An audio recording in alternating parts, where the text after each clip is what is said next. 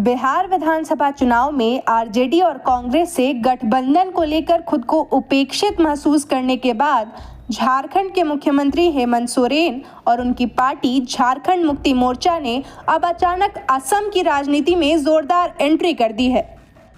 असम में जल्द ही विधानसभा चुनाव होने हैं और ऐसे में हेमंत सोरेन की बढ़ती सक्रियता ने वहां की राजनीतिक समीकरण को गर्म कर दिया है। अब तक सोरेन 2 बार असम का दौरा कर चुके हैं, जहां उन्होंने आदिवासी अस्मिता और टी ट्राइब समुदाय के अधिकारों का मुद्दा मजबूती से उठाया और स्थानीय लोगों से सीधा संवाद भी किया। इतना ही नहीं, अपने दौरे के दौरान वे इफ्तार कार्यक्रम में भी शामिल हुए, जिससे साफ संकेत मिला कि वे वहां के अलग अलग सामाजिक वर्गों तक पहुंच बनाने की रणनीति पर काम कर रहे हैं।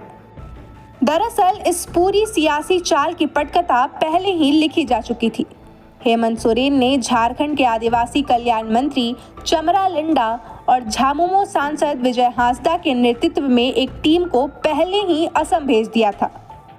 ये टीम 1 सप्ताह से ज्यादा समय तक वहां रुकी और जमीनी स्तर पर हालात का जायजा लेते हुए चुनावी गणित और संभावनाओं पर गहराई से होमवर्क किया।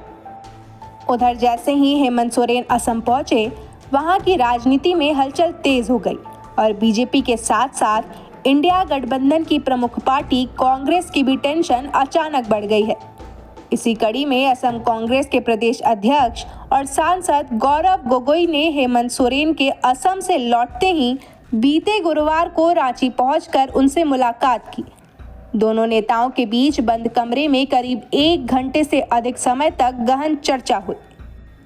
बताया जा रहा है कि इस बैठक के जरिए हेमंत सोरेन ने असम में झामुमो की चुनावी रणनीति और राजनीतिक संदेश गौरव गोगोई के माध्यम से कांग्रेस नेतृत्व तक साफ तौर पर पहुंचा दिया है। सूत्रों के मुताबिक झामुमो की नज़र असम के करीब 35 से 40 ऐसी विधानसभा सीटों पर है जहां आदिवासी आबादी और खासकर टी ट्राइब मतदाताओं का प्रभाव काफी निर्णायक माना जाता है।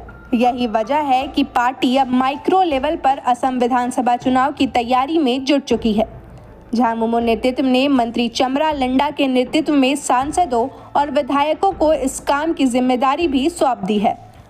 पार्टी का साफ कहना है कि अगर कांग्रेस के साथ गठबंधन नहीं भी होता है तो भी झामुमो पीछे नहीं हटेगा और स्थानीय सोच वाले दलों के साथ मिलकर असम विधानसभा चुनाव के मैदान में पूरी ताकत के साथ उतरेगा।